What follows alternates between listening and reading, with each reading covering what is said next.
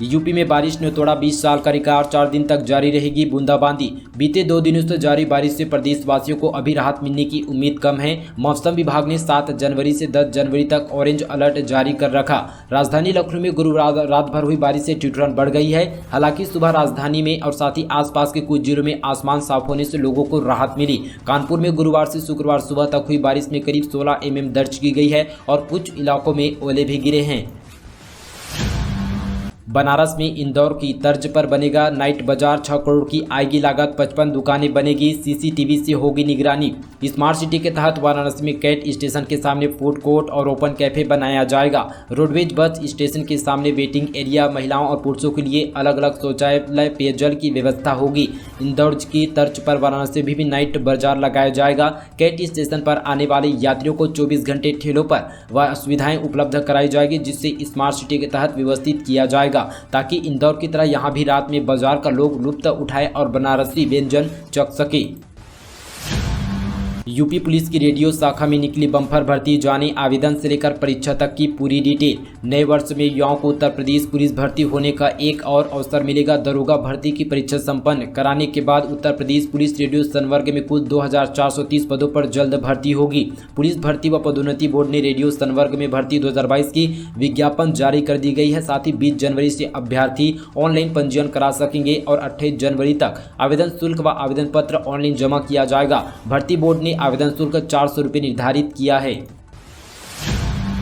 वाराणसी में कोरोना संक्रमण के कारण स्कूल कॉलेज बंद। एक बार फिर से ऑनलाइन की पटरी पर पठन पाठन। कोरोना महामारी का प्रकोप एक बार फिर से तेज हो गई है। पूरे देश में कोविड के केस बढ़ रहे हैं। इसे देखते हुए शासन प्रशासन अभी पूरी तरह से सतर्क हो चुकी है। इसी क्रम में एक और जहां 15 से 18 आयु वर्ग के विद्यार्थियों का टीकाकरण अभियान तेज करा दिया गया, तो वहीं स्कूल कॉलेज को 16 जनवरी तक बंद कराने का निर्देश जारी किए गए।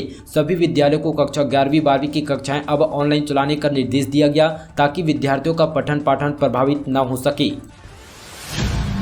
5 लाख से ज्यादा लाभार्थियों को सीएम योगी ने दिया 4 करोड़ का लोन। किस्तों के भुगतान को लेकर कही ये बड़ी बात। मुख्यमंत्री योगी आदित्यनाथ ने स्वरोजगार संगम कार्यक्रम के तहत 5,06,995 लाभार्थियों को, साथ ही यहाँ पे 4,314 करोड़ रुपए का ऋण वितरित किया गया। उन्हें सभी लाभार्थियों से ऋण की किस्तों का समय से भुगतान करने और बैंक से अधिक यहाँ पे डिजिटल रूप से जुड़ने का आह्वान किया। सीएम योगी ने कहा कि कोरोना काल खंड से दूसरे राज्यों से आए 40 लाख श्रमिकों को यूपी में रोजगार मुहैया कराया गया। साथ ही आज प्रदेश में 1 करोड़ 61 लाख लोगों को अलग अलग उद्योगों से जोड़ा गया। साथ ही 60 लाख हस्तशिल्प कारीगरों आदि को प्रधानमंत्री मुद्रा योजना सहित विभिन्न योजनाओं द्वारा रोजगार से जोड़ने का कार्य भी किया गया। चुनावी खर्च की अधिकतम सीमा में इजाफा। चुनाव आयोग की सिफारिश पर कानून मंत्रालय ने लगाई मुहर। दरअसल 5 राज्यों में आगामी विधानसभा चुनाव से पहले कानून मंत्रालय का बड़ा फैसला आया। जानकारी के मुताबिक अब विधानसभा चुनाव में उम्मीदवार 28 के बदले 40 लाख रुपए की राशि खर्च कर पाएगा। वहीं लोकसभा चुनाव में इस खर्च की सीमा बढ़ाकर 70 लाख के जगह 95 लाख रुपए कर दी गई है। यह फैसला यूपी समेत 5 राज्यों के जल्द होने वाले विधानसभा चुनाव पर लागू होगा।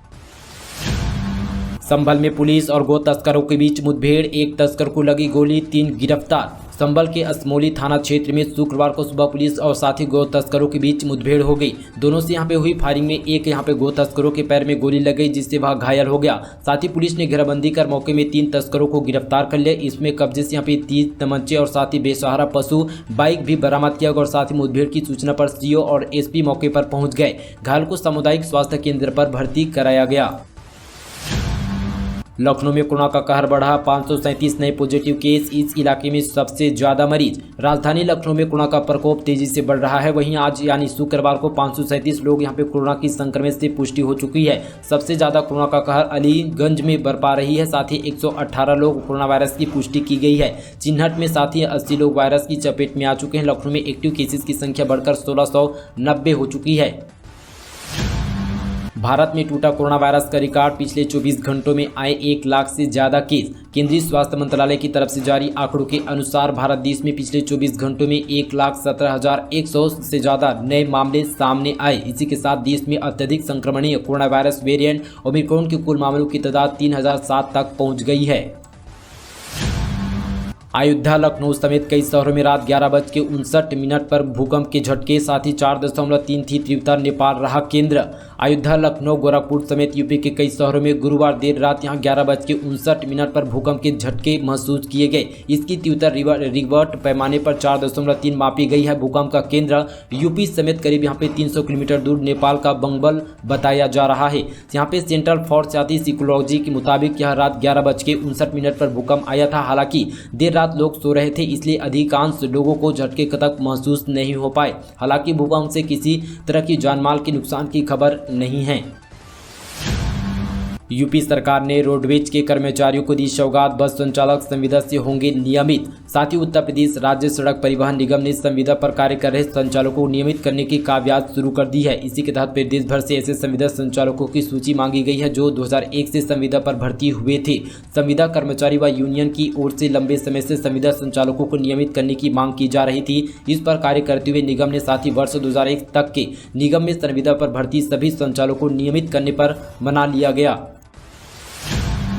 33 करोड़ 56 लाख की लागत से बनने वाले पथ में पड़ने वाला धार्मिक मान्यता वाले कुंड, तालाब, कूप और घाट प्राचीन वृक्षों का किया जाएगा जीर्णोद्धार। शिव की नगरी काशी में देश के प्रमुख धार्मिक स्थल मौजूद है। यहाँ भी दर्शन कर उतना ही पुण्य कमा सकते हैं। प्रदेश सरकार ने धार्मिक स्थलों तक पहुँचने वाले पावन पथ और मंदिरों के जीर्णोद्धार की योजना बनाई है। पावन पथ सर्किट में 10 यात्राओं को शामिल किया गया। पावन पथ यात्रा 120 मंदिर के दर्शन होंगे। 14 कंपनियों के जरिए यूपी में 6100 लोगों को मिलेगा रोजगार। पर उत्तर प्रदेश में 14 कंपनियों द्वारा विभिन्न क्षेत्रों में इंडस्ट्री लगाने का रास्ता साफ पूरी तरह से हो चुका है। इसके जरिए राज्य में 6108 करोड़ रुपए का निवेश किया जा रहा है। निकट भविष्य इसके जरिए यहाँ पे 6100 से ज़्यादा लोगों को प्रत्यक्ष और साथ ही अप्रत्यक्ष रूप से रोजगार मिलेगा। यूपी सरकार ने इन सबको तय नियमों के मुताबिक रियासत देने के लिए लेटर ऑफ कंफर्ट जारी करने का निर्णय जारी किया गया। साथ ही औद्योगिक विकास के 3 प्रस्ताव पर कैबिनेट 22 सर्कुलेशन के जरिए मंजूरी दी गई है। इनसे सबसे बड़ा प्रस्ताव यूनिलीवर इंडियन लिमिटेड को यहाँ पे हाजीपुर में साथ ही 338 करोड़ रुपये का निवेश करेगा। इसके जरिए यहाँ पे 500 से ज़्यादा लोगों को रोजगार मिलेगा।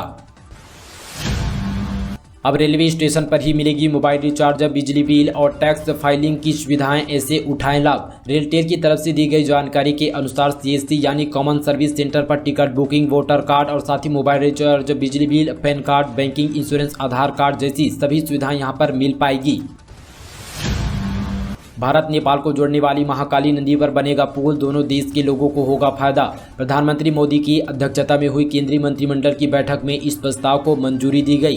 केंद्रीय मंत्रिमंडल ने साथ ही आज धारचूला में महाकाली नदी पर पुल के निर्माण के लिए भारत एवं नेपाल के बीच MOU को मंजूरी प्रदान की गई है। इस संबंध पर केंद्रीय मंत्री अनुराग ठाकुर ने जानकारी दी। कैबिनेट की बैठक के बाद अनुराग ठाकुर ने संवाददाताओं को बताया कि प्रधानमंत्री मोदी की अध्यक्षता में हुई केंद्रीय मंत्रिमंडल की बैठक में इस प्रस्ताव को मंजूरी दी गई है। उन्हें बताया कि इस MOU को जल्द ही दोनों देश साइन करेंगे। लखनऊ में पकड़े गए अलकाबाद के 5 आतंकियों के खिलाफ NIA के दाखिल की चार्जशीट, रची थी यूपी को दहलाने की साजिश। राष्ट्रीय जांच एजेंसी ने उत्तर प्रदेश में IED की धमाकों की साजिश रचने वाले अलकाबाद के 5 आतंकियों के खिलाफ आरोप पत्र दाखिल कर लिया गया। इस मामले में यूपी STF ने पिछले साल लखनऊ में 11 जुलाई को रिपोर्ट दर्ज की थी। 29 जुलाई को NIA ने इस मामले में दोबारा रिपोर्ट दर्ज की गई। रोजाना आएंगे 4 से 8 lakh corona case, Kanpur IIT professor ने बताया कब आएगी तीसरी लहर की peak. Kanpur IIT professor doctor Manindra Agrawal ने कोरोना से जुड़े कई सवालों का जवाब दिया। उनका कहना है कि आने वाले दिनों में रोजाना 4 से 8 लाख तक कोरोना के मरीज मिलेंगे। उन्होंने दावा किया अस्पतालों में इलाज के दौरान बेड की कमी होगी, इसलिए उचित प्रबंधन और यहाँ पे योजना की जरूरत है। उन्होंने कहा कि पीक के दौरान 1.5 लाख बिस्तरों की जरूरत पड़ सकती है। तो दोस्तों ये थी उत्तर प्रदेश से शाम तक की तमाम बड़ी खबरें। वीडियो आप सभी को कैसा लगा नीचे हमें कमेंट पर जरूर बताइएगा। तो चलिए आज के लिए बस इतना ही, तब तक के लिए दोस्तों जय हिंद, वंदे मातरम।